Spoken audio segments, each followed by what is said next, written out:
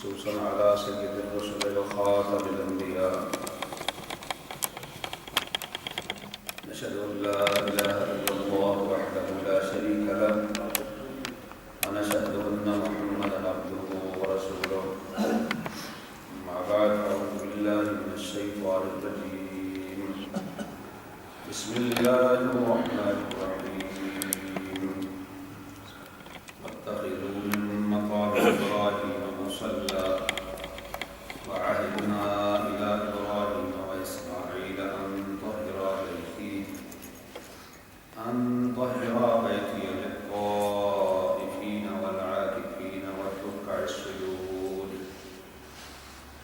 صدق الله العظيم.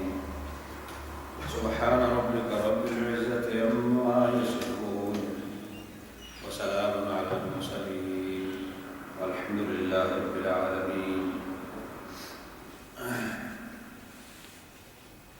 محترم حاضرین سامعین، سورہ البقرہ کی آیت نمبر 125 تلاوت کی ہے.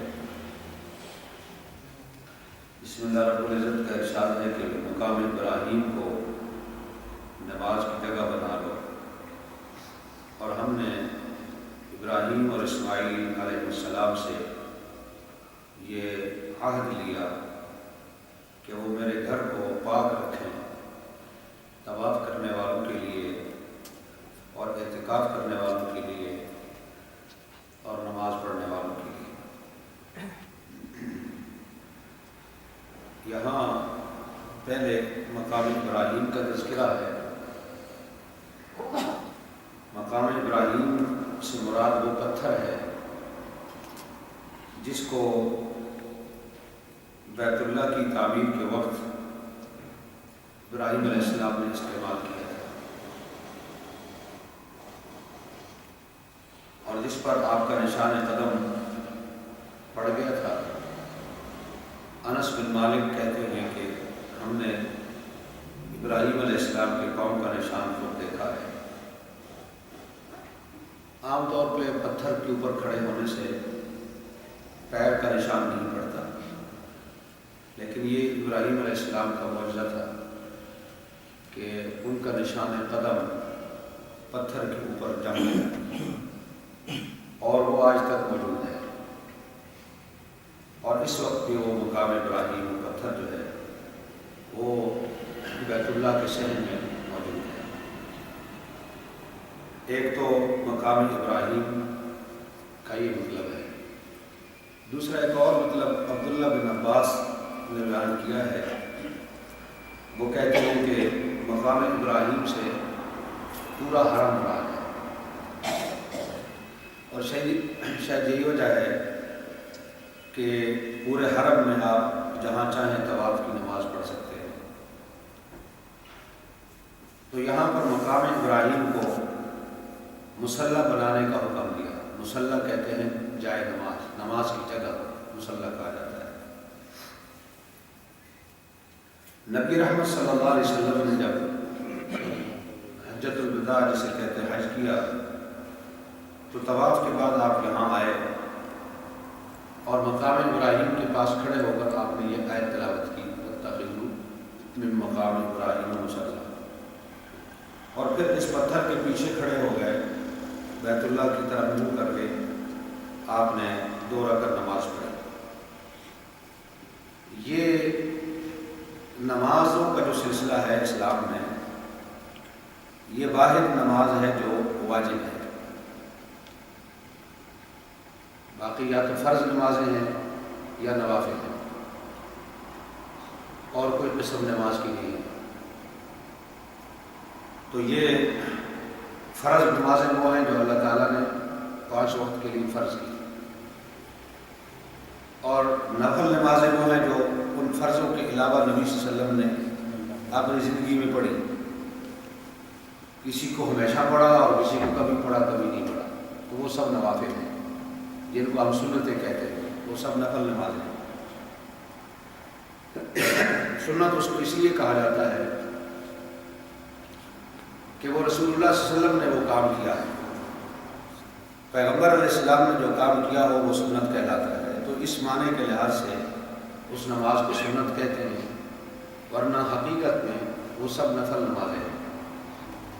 واجب نماز جو ہے وہ صرف ایک ہے، جس کا ذکر یہاں اس آیت یہاں پر کیا گیا ہے، وَاتَّخِذُوا مِن مَقَامِ إِبْرَاهِيمَ مُصَلًّى، کہ مقام ابراہیم کو جائے جب نماز کی جگہ بناؤ، یعنی یہاں نماز پڑھو۔ تو قرآن کے اس حکم کی وجہ سے اس کو واجب نماز کہتے ہیں۔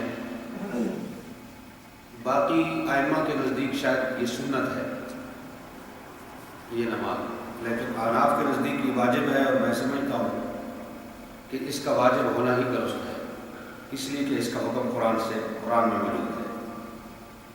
واجب ہوتی ہے، واجب اس کو کہتے ہیں جو فرض تو نہیں لیکن فرض سے کم بھی نہیں، فرض کے قریب تر ہے، تو اس کو واجب کہا جاتا ہے جو ضروری ہو۔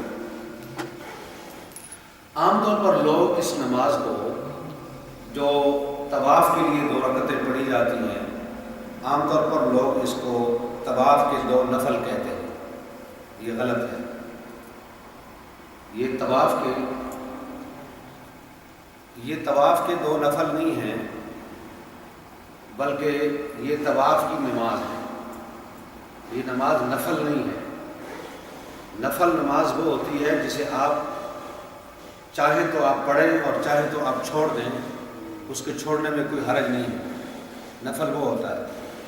لیکن یہ 2 رکعتیں وہ ہیں جنہیں آپ چھوڑ نہیں سکتے، ان کو آپ کو ہر حال میں پڑھنا ہے، تو اس لیے اسے نفل نہیں کہنا چاہیے، طواف کی نماز کہنا مناسب ہے۔ پھر مسئلہ یہ ہے کہ اگر اس پتھر کے پیچھے جسے مقام ابراہیم کہا گیا ہے، اس کے پیچھے اگر آپ کو جگہ نہ ملے، جیسا کہ آج کل نہیں ملتی، نبی صلی اللہ علیہ وسلم کے زمانے میں تو معاملہ کچھ اور تھا، لیکن آج تو رش بہت زیادہ ہے تو جگہ نہیں ملتی، تو اس لیے حرم شریف کے اندر جہاں بھی چاہیں آپ یہ 2 رکعتیں پڑھ سکتے ہیں، بلکہ حرم سے باہر بھی پڑھ سکتے ہیں۔ ام المومنین ام سلمہ سلام اللہ علیہا، ان کو ایسا اتفاق ہو گیا تھا حج کے دوران کہ وہ یہ واجب طواف نماز جو ہے وہ حرم میں نہ پڑھ سکی، بلکہ مسجد حرام سے باہر کیا مکہ شہر سے بھی وہ نکل گئی تھی، تو مکہ شہر سے نکلنے کے بعد انہوں نے یہ 2 رکعتیں پڑھی طواف کی۔ اور ام سلمہ جو ہے وہ ام المومنین ہے، نبی صلی اللہ علیہ وسلم کی زوجہ محترمہ ہے، تو ان کو کسی نے منع نہیں کیا، یہ نہیں کہا کہ آپ نے ایسا کیوں کیا ہے، نہ رسول اللہ صلی اللہ علیہ وسلم نے کوئی ایسا حکم دیا۔ لیکن مسئلہ یہ ہے کہ یہ 2 رکعتیں طواف کی پڑھنی ہے، مقام ابراہیم پہ پڑھ لی جائے تو بہت افضل بات ہے، وہاں جگہ نہ ملے تو مسجد کے اندر جہاں جگہ ملے وہاں پڑھ لی جائے، اور مسجد میں رہ جائے تو جہاں ہوٹل میں آپ ٹھہرے وہاں پڑھ لیں، مکہ شہر کے اندر کہیں پڑھ لیں، مکے سے نکلنے کے بعد یاد آئے تو تب پڑھ لیں، لیکن ان کو آپ نے چھوڑنا نہیں ہے، یہ پڑھنی پڑے گی۔ تو اس سے معلوم ہوتا ہے کہ یہ واجب نماز ہے۔ اور اس سے ایک چیز اور بھی ہمیں معلوم ہوتی ہے کہ الدین یسر، دین آسانی کا نام ہے، دین مشکلات کا نام نہیں ہے، دین میں شدت اور سختی نہیں ہے۔ یہ جو انتہا پسندی ہوتی ہے نا، اسی کا نام شدت ہے، اسی کا نام سختی ہے، کہ آپ ایک انتہا کے اوپر ڈٹ جائیں، بس یہی کرنا ہے، اس سے آگے پیچھے ہونا منع ہے، تو دین کے اندر سختی نہیں ہے۔ کنکریاں مارنے، قربانی کرنے اور اس کے بعد حجامت بنوانے کی جو ترتیب ہے، اس کو بھی بعض علماء نے واجب کہا ہے، اور کہتے ہیں کہ اگر یہ ترتیب بدل جائے، یعنی ترتیب یہ ہے کہ پہلے کنکریاں ماریں، اس کے بعد قربانی کریں، اس کے بعد اپنے بال کٹوائیں اور احرام کھولیں، یہ ترتیب ہے، اور سنت یہی ہے۔ اب کچھ حضرات کا یہ کہنا ہے کہ اگر یہ ترتیب آپ نے بدل دی، یعنی قربانی پہلے کر لی اور پتھر بعد میں مار لیے، یا کنکریاں مار لی اور پھر آپ نے بال کٹوا دیے اور قربانی بعد میں کر لی، تو یہ ترتیب اگر آپ نے چینج کر دی تو وہ کہتے ہیں جی آپ کو دم دینا پڑے گا، اور یہ ترتیب جو ہے یہ لازمی ہے، اس کو یہ واجب قرار دیتے ہیں۔ میں سمجھتا ہوں کہ یہ ترتیب سنت ہے۔ اگر اس سنت کے مطابق اس طریقے سے، اس ترتیب سے عمل ہو جائے تو یہ افضل ہے اور بہت درجے اچھا کام ہے۔ لیکن اگر کسی کی ترتیب تبدیل ہو گئی، یا جس طرح آج کل رش ہوتا ہے بہت زیادہ، تو قربانی ذبح کرنے میں بھی رش ہوتا ہے مذبح خانے کے اندر، حاجی اپنے ہاتھ سے کرتے نہیں ہیں، اور اتنی زیادہ قربانیاں ان کو کرنی ہوتی ہیں جو قربانی یا ذبح کر رہے ہیں، تو ہو سکتا ہے کہ ایک آدمی کی قربانی جو ہے اس کا نمبر جو ہے وہ کہیں عصر کے بعد یا مغرب کے وقت اس وقت آ جائے، دیر سے آ جائے، تو وہ سارا دن بیٹھا رہے، وہ سارا دن تکلیف کے اندر بیٹھا رہے۔ دین نے آسانیاں پیدا کی ہیں عبادت کرنے والوں کے لیے۔ دین اسلام کی کوئی عبادت ایسی نہیں ہے کہ جو کرنے والوں کے لیے مشکل۔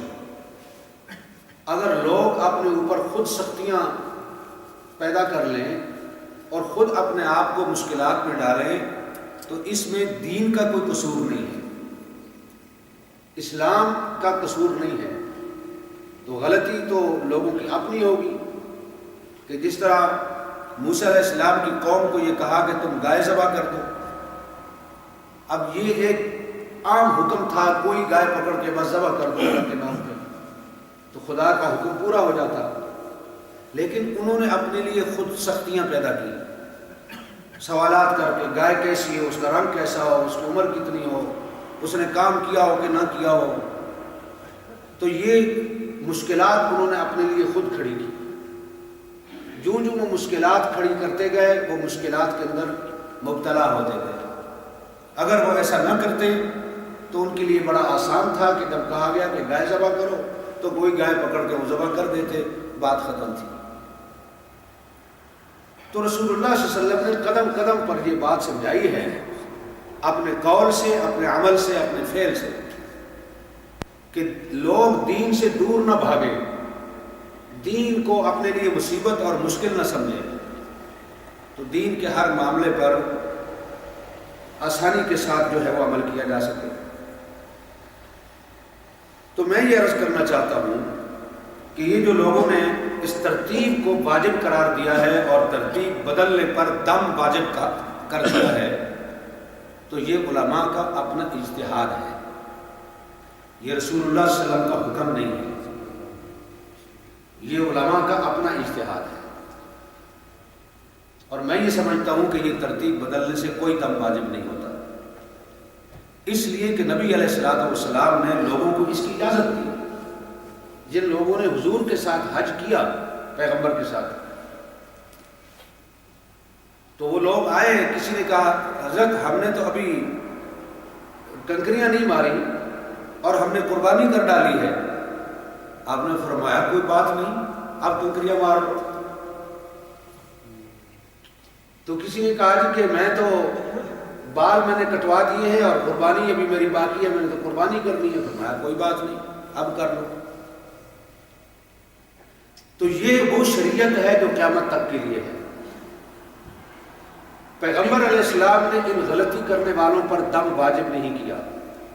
اس موقع پر لوگ کہتے ہیں، اس کا جواب یہ دیتے ہیں کہ جی وہ نئے نئے مسلمان ہوئے تھے، حج کے لیے آ گئے، انہیں حج کے مسئلوں کا پتہ نہیں تھا، جاہل تھے، تو اس لیے پیغمبر نے ان کی غلطی کو اگنور کیا ہے۔ تو میں کہتا ہوں کہ یہ سارے عالم بیٹھے ہوئے ہیں، اگر وہ لوگ پڑھے لکھے نہیں تھے، جاہل تھے، تو یہ لوگ جتنے بیٹھے ہوئے کیا یہ سارے عالم ہیں؟ یا حج کے لیے، عمرے کے لیے جتنے جاتے ہیں وہ سارے عالم ہوتے ہیں؟ یہ تو ان سے بھی زیادہ ان پڑھ ہیں۔ دین کے معاملے میں. آج کل کے لوگ، ان کو تو دین کا پتہ تھا. اصل میں اس وجہ سے پیغمبر نے بات نہیں کی، اس لیے کی کہ آنے والے وقتوں میں بھی لوگ یہ غلطیاں کریں گے، اور اگر ایک ایک غلطی کے اوپر یوں دم واجب کیا جائے تو پھر تو لوگ حج کرنا ہی چھوڑ دیں گے. بھئی ایک تو ہزاروں پاؤنڈ لگا کر کے تم وہاں جاؤ اور پھر وہاں تھوڑی سی غلطی ہو جائے تو پھر دم دے دو اور دم کے لیے اور پیسے خرچ کرو، تو کون جائے گا پھر؟ تو شریعت نے لوگوں کو سختی کے اندر مبتلا نہیں کیا. آپ یہ دیکھیں کہ اسلامی جو کیلنڈر ہے وہ کب شروع ہوتا ہے، تاریخ کب چینج ہوتی ہے اسلامی کیلنڈر میں؟ جی نہیں، وہ تو سال کی ہے نا. ایوری ڈے جو ڈیٹ چینج ہوتی ہے مغرب کے وقت، جب سورج غروب ہوتا ہے تو اس تاریخ بدل جاتی ہے، نئی تاریخ شروع ہو جاتی ہے. اس کا مطلب یہ ہے کہ اسلامی تاریخ میں رات پہلے آتی ہے، دن بعد میں آتا ہے. مغرب کے وقت نئی تاریخ شروع ہو گئی اور پھر رات ختم ہونے کے بعد جو دن آئے گا وہ اس میں شامل ہے. لیکن اللہ تعالیٰ نے حج کے دنوں میں یہ اس چیز کو بھی بدل دیا، صرف لوگوں کی آسانی کے لیے. کنکریاں مارنے میں حکم دے دیا کہ دن کے وقت آپ نے کنکریاں مارنی ہیں، لیکن اگر آپ دن کو نہیں مار سکے تو آپ رات کو مار لیں. اگلی رات جو ہے، یعنی ہوتا یہ ہے کہ پہلی رات اور رات کے بعد والا دن، یہ 24 گھنٹے یہ ایک تاریخ ہوتی ہے، ایک دن گنا جاتا ہے. لیکن حج کے دنوں میں اللہ نے یہ سہولت دے دی کہ دن ختم ہونے کے بعد جو آنے والی رات ہے اس رات کو اس دن کا حصہ قرار دیا. زوال کے بعد آپ نے کنکریاں مارنی ہیں مغرب تک، آپ نہیں مار سکے مغرب تک، وجہ کوئی بھی ہو سکتی ہے، تو آپ مغرب کے بعد مار لیں، آپ عشاء کے بعد مار لیں، رات کے کسی حصے میں کنکریاں مار لیں اگلی صبح صادق ہونے سے پہلے. تو اس رات کو، اس بعد والی رات کو پہلے دن کا حصہ قرار دیا. کیوں؟ لوگوں کی سہولت کے لیے، لوگوں کی آسانی کے لیے. تو دین الدین یسر، یہ بات سمجھو، دین آسانی کا نام ہے، مشکلات کا نام نہیں ہے. اچھا، پھر ایک اور چیز، عرفات میں جب آپ جاتے ہیں تو وہاں ظہر اور عصر کی نماز اکٹھی پڑھتے ہیں. یہ اکٹھی پڑھنے کا حکم کیوں دیا؟ کیا وہاں ظہر اور عصر کا الگ الگ وقت نہیں ہوتا؟ کوئی ٹائم چینج ہو جاتے ہیں، کوئی سورج کی رفتار میں فرق پڑ جاتا ہے؟ ایسا نہیں ہے، نارمل ٹائم ہے. جس طرح مکہ شہر کے اندر ظہر اور عصر کا الگ الگ وقت آتا ہے، اسی طرح عرفات میں بھی آتا ہے. 9 میل کا فاصلہ ہے، کوئی زیادہ نہیں ہے. لیکن ظہر کی نماز ظہر کے ٹائم میں اور عصر کی نماز بھی اس کے ساتھ ظہر کے وقت میں، دونوں اکٹھی ملا کر رسول اللہ صلی اللہ علیہ وسلم نے پڑھی. یہ بھی آسانی کے لیے ہے، یہ بھی آسانی کے لیے ہے، سہولت کے لیے ہے کہ نماز سے فارغ ہو کر لوگ وقوف کریں، دعا اور مناجات کے اندر مصروف ہو جائیں.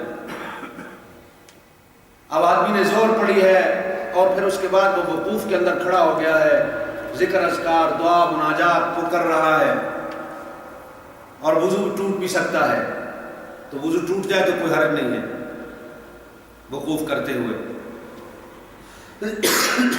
پھر عصر کا وقت آئے گا، اب دوبارہ اس تھکے ہارے شخص کو جو صبح وہاں سے چل کر یہاں آیا، حج کے دنوں میں ویسے بڑی مشقت ہوتی ہے، بڑی تکلیف ہوتی ہے، تو اب اس کو پھر حکم دے دیا جائے، اچھا جی اب عصر کا وقت ہو گیا ہے، اب تمہارا اگر وضو ٹوٹا ہے پہلے وضو کر لو اور پھر عصر کی نماز پڑھو، اور عصر کی نماز کے بعد پھر وقوف کے لیے کھڑے ہو جائے. تو یہ مشکلات سے اللہ رب العالمین نے اور اللہ کے پیغمبر نے بچایا ہے.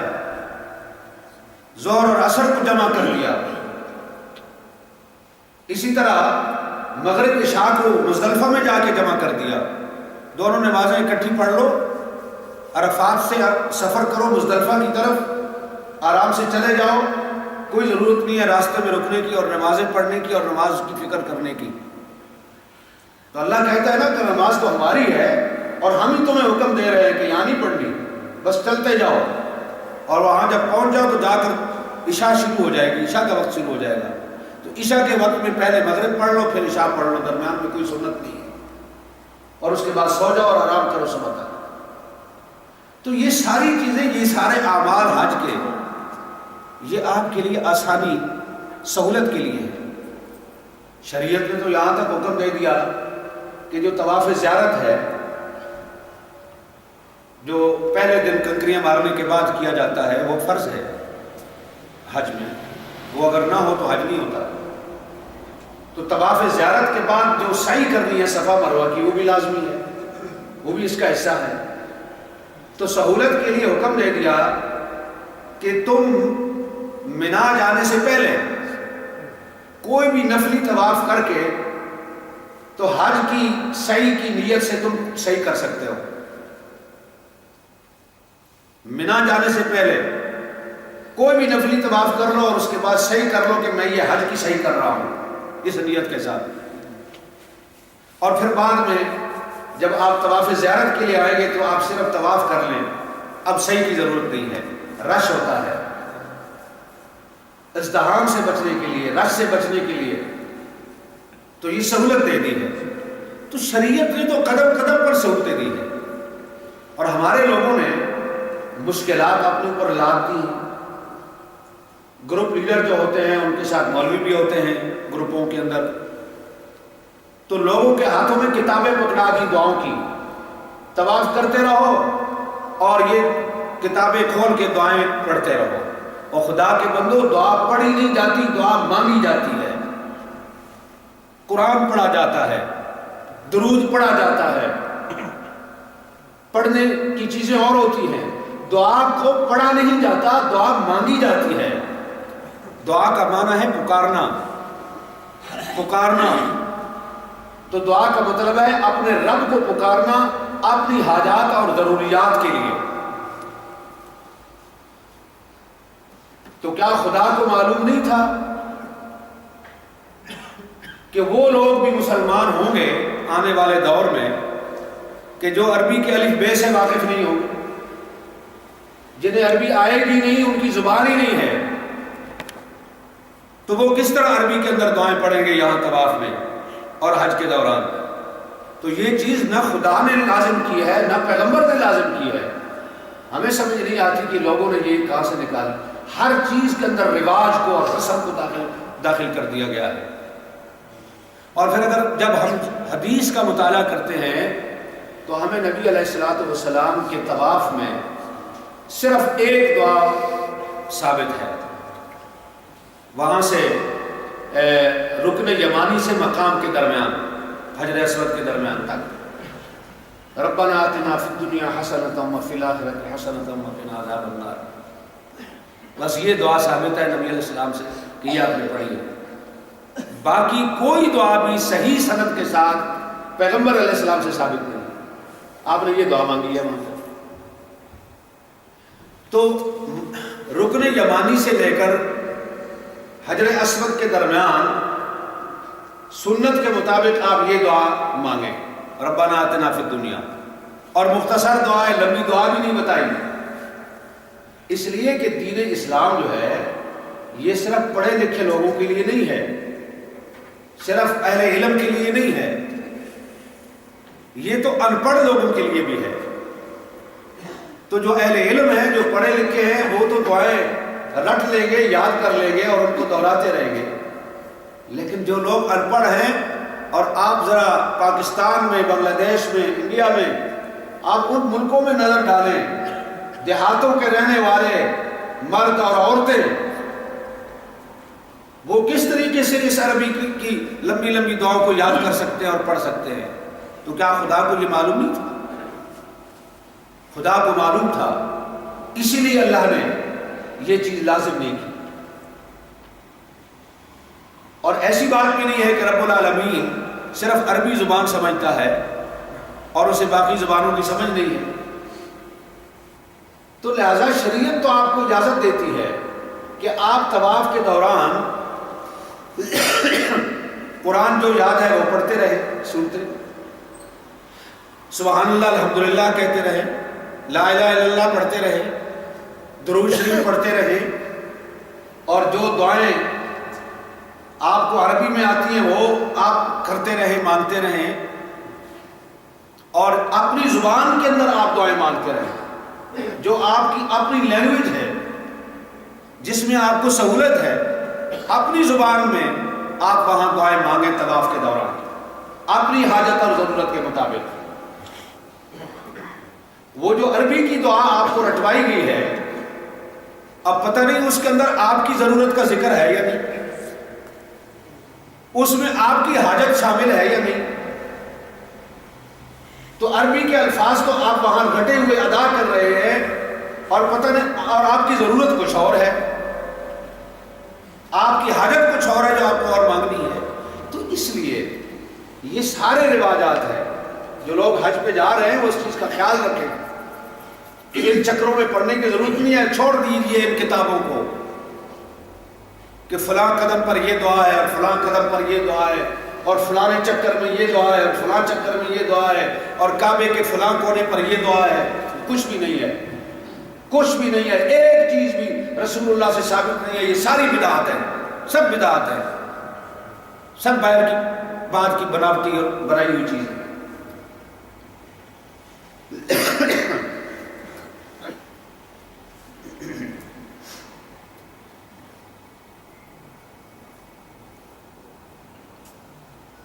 طواف کے دوران کچھ چیزیں ہیں جن کا خیال رکھنا ضروری ہے. طواف کرتے ہوئے دیدے پھاڑ کر نظریں اٹھا کر بیت اللہ کی طرف دیکھنا یہ منع ہے. موبائل فون کا استعمال منع ہے. بات چیت اور گپ شپ یہ منع ہے. لوگ تو اب وہاں فلمیں بناتے ہیں اور وہاں سے ٹیلی فون ملایا جاتا ہے. اچھا اب میں طواف کے پہلے چکر میں ہوں، اب میں نے دوسرا چکر شروع کر دیا، اب میں حجر اسود کے سامنے سے گزر رہا ہوں، کمنٹری ہو رہی ہوتی ہے، رننگ کمنٹری، یہ حج ہو رہا ہے. تماشا اور مزاح بنا دیا ہے. تو تصویریں نکالنا طواف کے دوران اور موبائل فون کا استعمال کرنا اور گفتگو کرنا یہ چیزیں منع ہے، یہ عبادت کے خلاف ہے. ہاں البتہ اتنی سختی نہیں ہے، ضرورت کے مطابق بات کر سکتے ہیں آپ دوسرے سے. اگر آپ کو کوئی حاجت ہے، ضرورت ہے، تو اس کے مطابق آپ ضروری بات جو ہے وہ کر سکتے ہیں. اور اگر کچھ نہیں آتا تو خاموشی کے ساتھ طواف کرتے رہیں، بس چپ رہیں. تو فضول گفتگو سے اور فضول کاموں سے چپ رہنا یہ بہتر ہے اور یہ بھی عبادت ہے.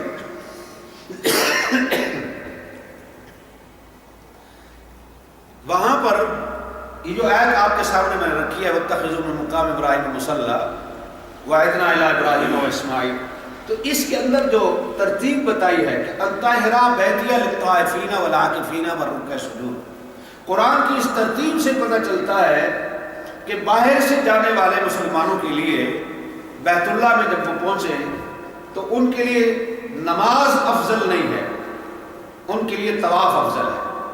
سب سے افضل اور سب سے بڑی عبادت جو ہے وہ آپ لوگوں کے لیے طواف ہے. اس کے بعد دوسرے نمبر پر اعتکاف ہے، بیت اللہ میں اعتکاف کرنا، اور تیسرے نمبر پر نماز ہے. اور نماز سے مراد نفل نمازیں ہیں، یہ فرض کی بات نہیں ہے، اس لیے کہ فرض تو فرض ہے، اسے تو ہر حال میں اس کے وقت کے اوپر پڑھنا ہے، اس کی بات نہیں ہے. ورکع سجود وہ نفل نمازیں جو ہیں، تو نفل نمازوں کا درجہ تیسرا ہے. پہلا درجہ جو ہے وہ طواف کا ہے. تو جتنا موقع ملے زیادہ سے زیادہ طواف وہاں کرنے چاہیے.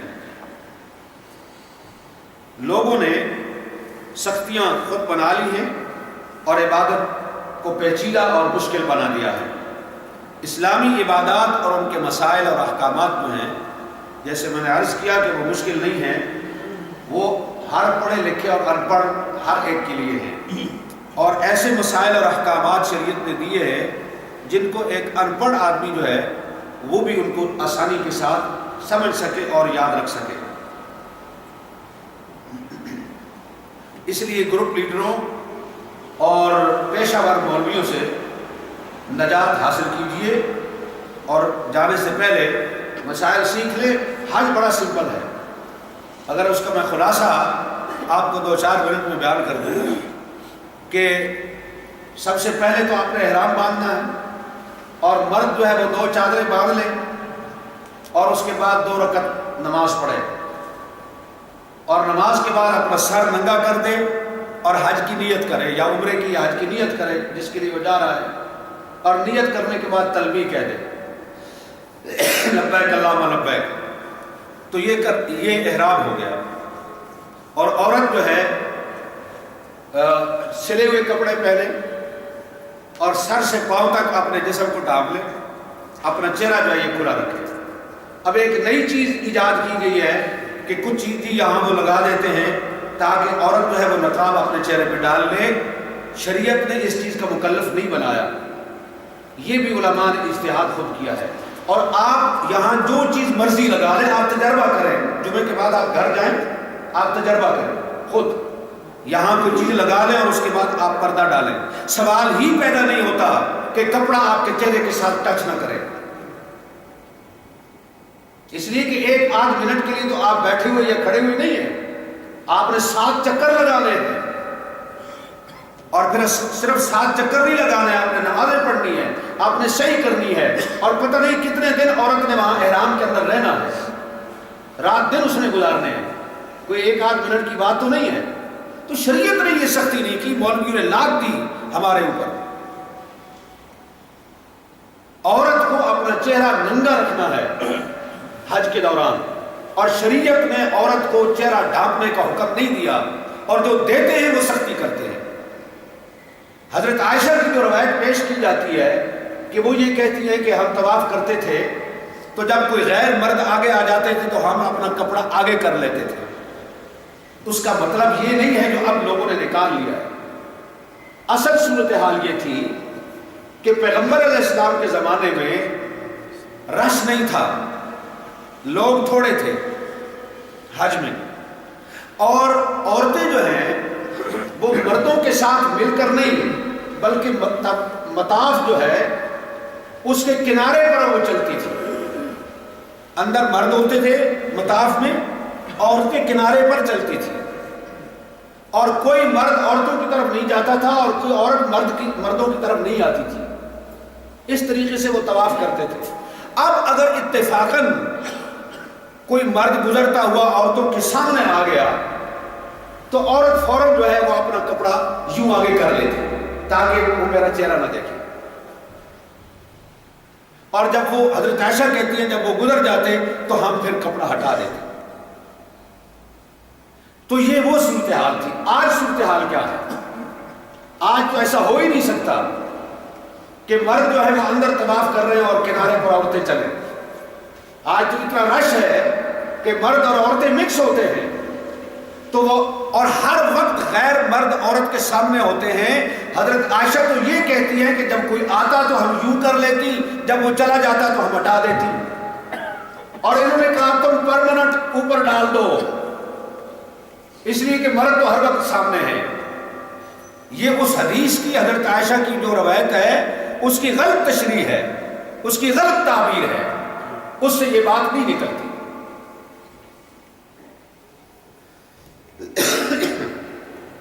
تو احرام کے بعد جب آپ وہاں پہنچے، وہاں پہ جا کر آپ جائیے اور طواف کیجیے، اور طواف کے بعد آپ 2 رکعتیں پڑھ لیں طواف کی، اور پھر عمرہ صحیح کر لیں۔ تو صحیح کرنے کے بعد اپنے بال کٹوا کے اور احرام سے فارغ ہو جائیں، یہ آپ کا عمرہ ہو گیا۔ پھر جب حج کے دن آئیں گے 8 ذی الحجہ کو، حرم شریف کے اندر سے یا اپنے ہوٹل سے، وہیں سے آپ حج کا احرام باندھیں جیسے پہلے عمرے کا باندھا ہے، اور اسی دن منا چلے جائیں، زور سے پہلے منا جا کر زور کی نماز پڑھیں، اور پھر عصر، پھر مغرب، پھر عشاء، اور پھر اگلے دن کی فجر. یہ 5 نمازیں وہاں پڑھیں. فجر کے بعد وہاں سے جو ہے سورج نکلنے کے بعد وہاں سے عرفات کے لیے چل پڑیں. عرفات میں پہنچ جائیں. یہاں آ کر کے آپ نے حج کا خطبہ سننا ہے، ظہر عصر کی نماز اکٹھی پڑھنی ہے، اس کے بعد مغرب تک آپ نے وہاں ٹھہرنا ہے.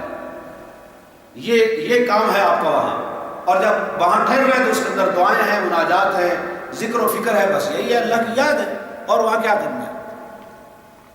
لیکن جو لوگ آپ کو یہ کہتے ہیں کہ جی ظہر اگر آپ نے امام کے ساتھ نہیں پڑھی تو آپ اپنی ظہر الگ پڑھیں اور عصر جو ہے عصر کے وقت میں پڑھیں، یہ مسئلہ غلط ہے، یہ غلط اجتہاد ہے، یہ پیغمبر کی سنت کے خلاف ہے. میں ہمیشہ یہ گزارش کرتا ہوں کہ عبادت وہ عبادت ہے جو پیغمبر کے طریقے کے مطابق ہے.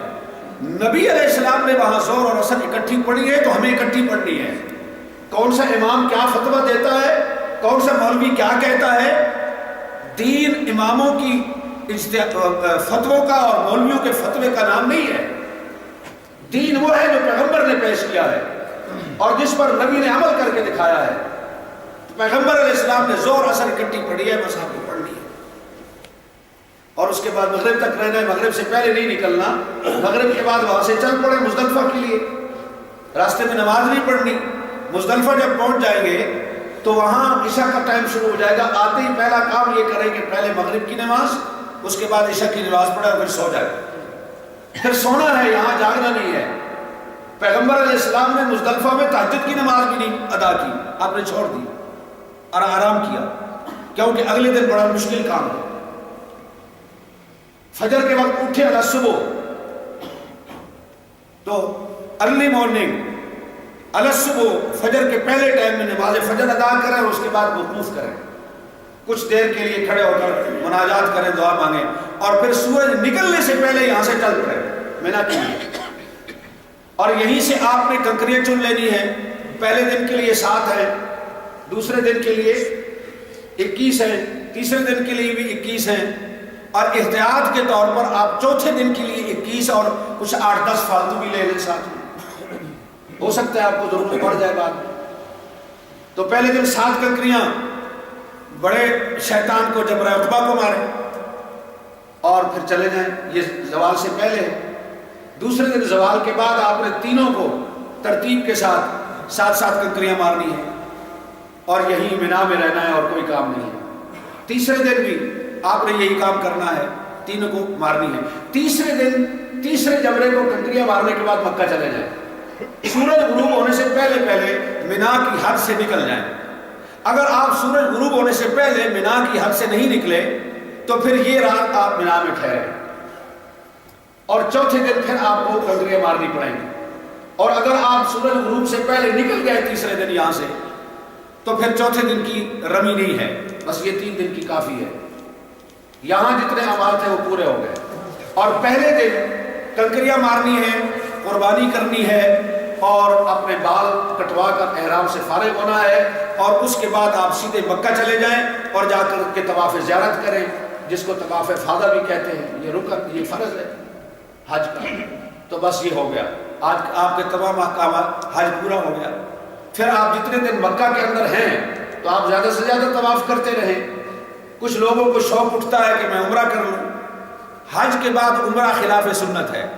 ہاں وہ عورت کہ جس نے حج سے پہلے وہ عمرہ نہیں کر سکی، اپنے ماہواری ایام کی وجہ سے، اس عذر کی وجہ سے نہیں کر سکی، تو اس کے لیے تو سنت ہے کہ وہ حج کے بعد اپنا عمرہ کر سکتی ہے.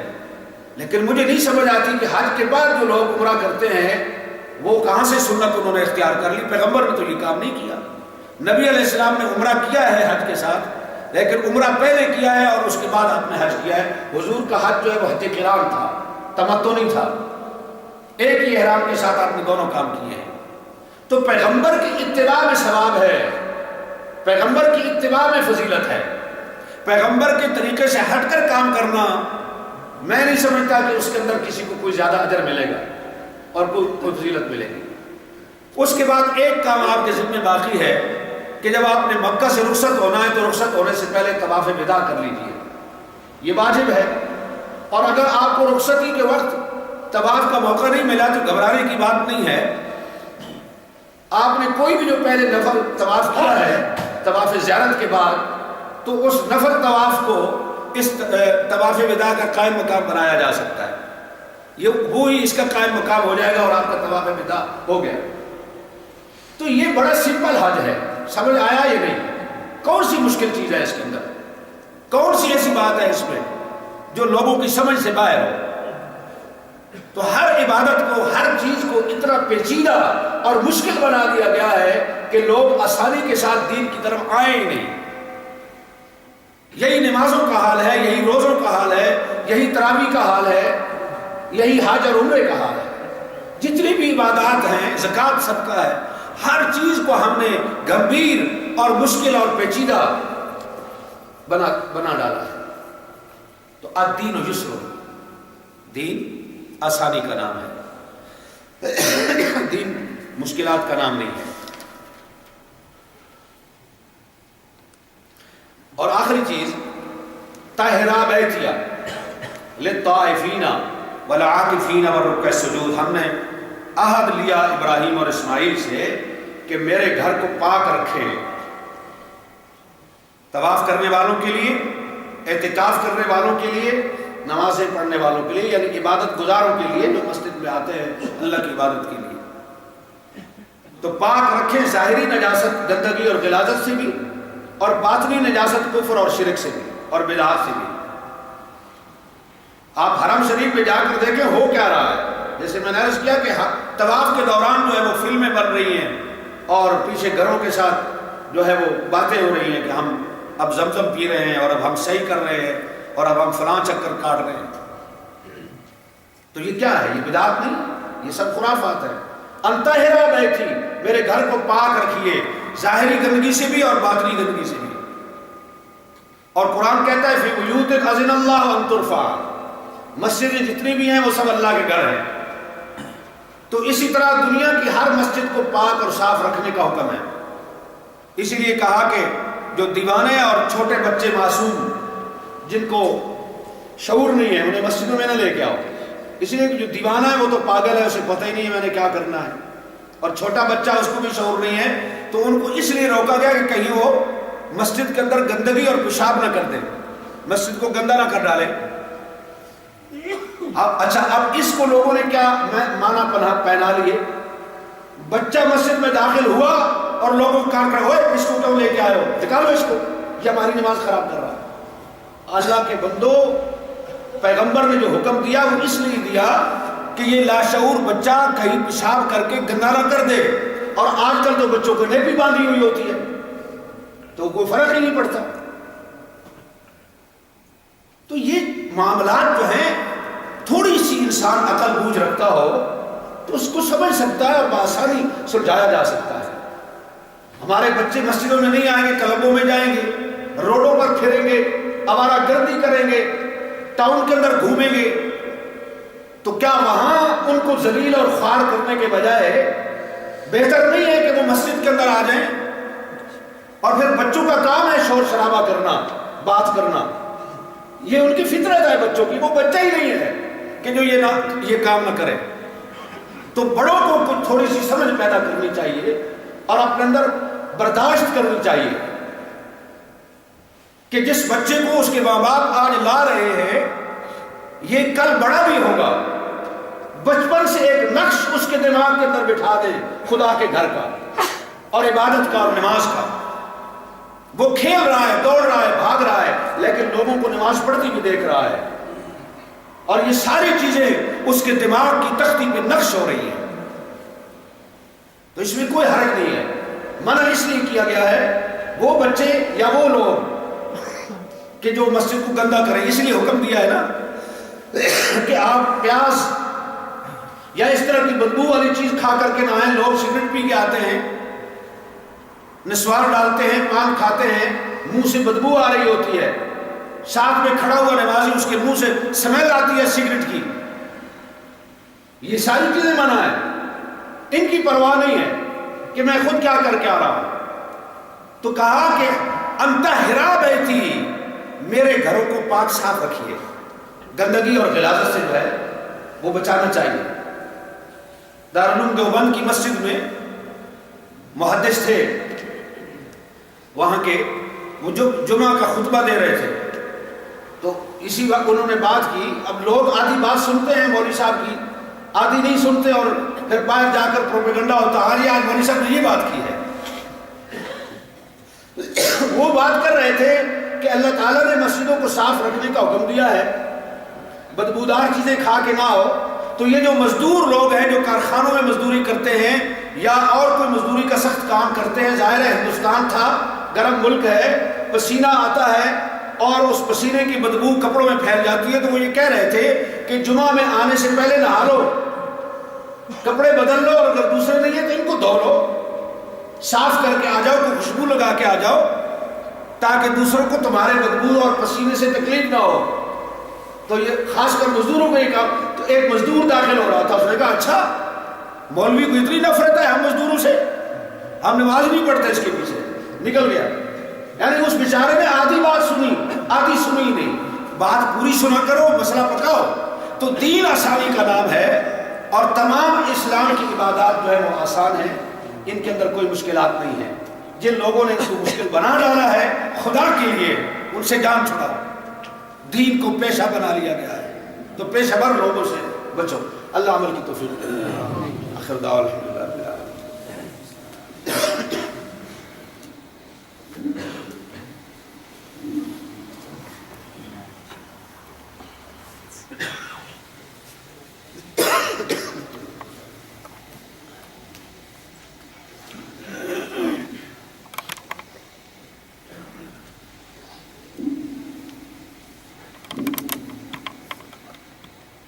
أعوذ بالله من الشيطان الرجيم. بسم الله الرحمن الرحيم. الحمد لله رب العالمين. الصلاة والسلام على سيدنا محمد وعلى آله وصحبه. Respected brothers and sisters, Assalamu alaikum wa rahmatullahi wa barakatuh. We are continuing with the topic of Hajj. As you know, the Arafah day is only a couple of weeks away. Time absolutely flies. So for those who are going for Hajj, they must prepare. And for those who are not going this year, they must resolve to go, if they haven't already done so, as soon as possible, provided they have the means and they have health and the other criteria are fulfilled. Because when we have the means and we don't perform Hajj, we are depriving ourselves of this great obligation that Allah subhanahu wa ta'ala has imposed upon us. Mufti Sahib read this ayah from the Holy Quran, chapter 2, Surah Al-Baqarah, ayah 1 to 5. أعوذ بالله من الشيطان الرجيم. وَإِذْ جَعَلْنَا الْبَيْتَ مَثَابَةً لِلنَّاسِ وَأَمْنًا وَاتَّخِذُوا مِن مَّقَامِ إِبْرَاهِيمَ مُصَلًّى وَإِذْنَا إِلَىٰ إِبْرَاهِيمَ وَإِسْمَاعِيلَ أَن طَهِّرَ بَيْتِيَ لِلطَّائِفِينَ وَالْعَاكِفِينَ وَالرُّكَّعِ السُّجُودِ. Translation. Remember, we made the house of a place of assembly for men and a place of safety. And take ye the station of Abraham as a place of prayer.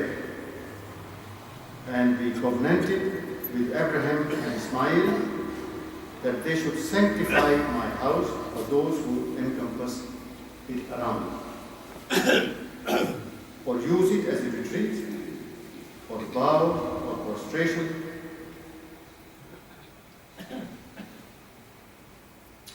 In this Khana Kaaba, of the place of assembly. So this station of Abraham, place of Ibrahim, as you know, when you have been for Umrah or Hajj, if you look at the Kaaba, where the Bab or the door is, and before that is the station of Abraham. it has a surround around it, and in it is placed, in a glass casing, the stone on which is the imprint of the foot of Hazrat Ibrahim alayhi salam. And it is reported to be a miracle performed through Hazrat Ibrahim alayhi salam, that the imprint while he was building the house of Kaaba with his son Ismail is there for us to observe.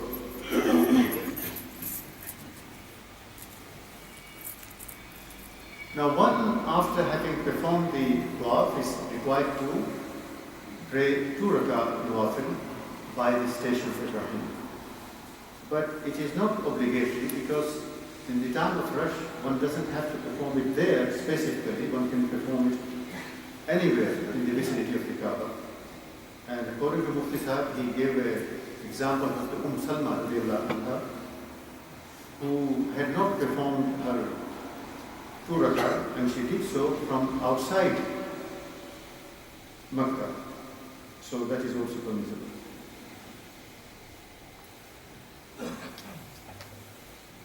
Very important to bear in mind is that ad-deen yusr, Allah subhanahu wa ta'ala, He has made our deen easy for us. And as Mufti Sahib pointed out, that our ulama, applying their ijtihad, are sometimes determined to make it difficult for the people. And as we should quite rightly observe from the Holy Quran in Surah Al-Baqarah, where the narration and example of Hazrat Musa alayhi salam and Bani Israel is given, that Hazrat Musa alayhi salam asked them, commanded them, ordered them to sacrifice a cow. And they began to ask questions after questions as to what kind of cow should it be, and what color should it be, and what age should it be, and so on and so forth. And each time they posed questions, they made it difficult for themselves to fulfill this command of Allah subhanahu wa ta'ala. So the point is that when we know that something is obligatory and we are commanded by Allah subhanahu wa ta'ala, is to do it in the best possible manner that we can perform, and inshallah Allah subhanahu wa ta'ala will accept it, because all we are required to do is to do our best. Under any given set of circumstances, just do our best. And Mufti Sahib quite rightly mentioned that when people go around the Kaaba, they take these books of supplications and they focus on the Arabic, which half the time they can't read. Whereas the idea is to establish your link with Allah subhanahu wa ta'ala. And these supplications should emerge from within ourselves. And Allah subhanahu wa ta'ala listens to any language, and He understands. He is closer to us than our jugular vein. So whatever du'as we know, in whatever language we speak, Allah subhanahu wa ta'ala listens. However, from the Rukn Yamani to Hajr Aswad, Rasul Akram sallallahu alaihi wasallam did read the dua mentioned in the Holy Quran, Rabbana atina fid dunya hasana wa fil akhirati hasana wa qina adhaban nar. Our Lord, grant us good in this world and in the hereafter, and save us from the punishment of the hereafter. So this is to be remembered. Apart from that, just utter any duas, whatever you want to ask Allah subhanahu wa ta'ala in any language, Allah subhanahu wa ta'ala listens and He grants our wishes, inshallah. Mufti Sahib pointed out that often we make it difficult for ourselves. Umrah and Hajj are really quite simple, provided we remember the key points. And that is, sometimes we will make mistakes, and in the times of the Holy Prophet, peace be upon him, companions of the Prophet ﷺ, they also make mistakes. And they came to Rasul ﷺ and they said, Ya Rasulullah, we have cut our hair, we shaved our hair, and we did the sacrifice afterwards. And they came and said, La Hajj, don't worry, it's okay. And so Mufti Sahib mentioned to that, our ulama sometimes say that was for that time, because those were newly converted Muslims and were not conversant with the details of fulfillment of these obligations. But now, point to remember is that Hajj is only performed once in a lifetime. And we ourselves, a great majority, are not conversant with the irkan or the rites that we perform during Hajj or Umrah. Therefore, those commandments of the Holy Prophet ﷺ and the Sunnah of the Prophet ﷺ still applies. So, briefly then, Hajj is making a niyyah. You have ghusl, you put the ihram on, and then you do talbiyah. Then you would embark upon going to Hajj. And of course, it's the same for men and women, only the covering differs. Whereas a man will be covering their body with two sheets of clothing, one to cover the lower body and the other to cover the upper body. And a lady will cover her entire body, covering it in accordance with the dress code of Islam, leaving her face and hands uncovered. So you would then go to Makkah, look at the Kaaba, and remember Mufti Sahib mentioned last time that the Holy Prophet, peace be upon him, the first dua he mentioned was to ask Allah subhanahu wa ta'ala to elevate and sanctify the station of Kaaba. And he's also reported to have uttered the dua, Allahumma anta salam alika salam hayyana rabbana bis salam wa fil nadar salam. And then of course you make a niyyah and you perform the tawaf 7 times, and then of course there's certain other intricacies that you perform ramal, leave the right shoulder exposed and so on for the first 3 circuits and so on. These details you can read in any of these details. Then after having done that, you will perform 2 rak'ah by the station of Ibrahim alayhi salam, making between you drink Zamzam, and then perform your sayyid, performing the appropriate intentions as you go along. And you would then have your hair cut. And then if it's Hajj Tamattu, then you would take your ihram off.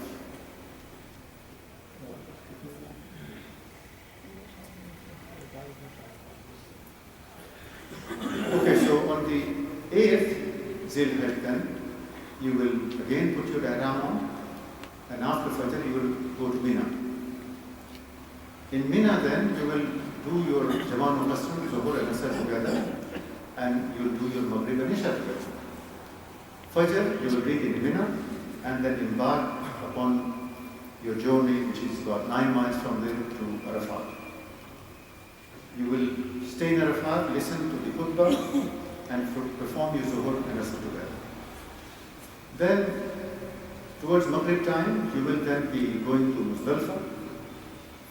Having reached Muzdalifah, you will be saying your Maghrib and Isha together, and then you will sleep. Next morning, you will get up early, and you will then collect the pebbles, because you will be throwing those on the, performing your rumming, so you need those there. 7 for the first day, and 21 each for the next 2/3 days. Have a few extra just in case you lose one, or if you. So then you go next day to Mina, and you will be doing your Rami, and Rami is going to the Shaitan Kubra and throwing your pebbles there, 7 of them. And then you will be doing your sacrifice. And again, there are facilities and flexibilities in that. Then you will be shaving your hair, or your head, and you will be changing your clothes. I think my time is up. This I've mentioned, so we'll continue from this point onwards next week.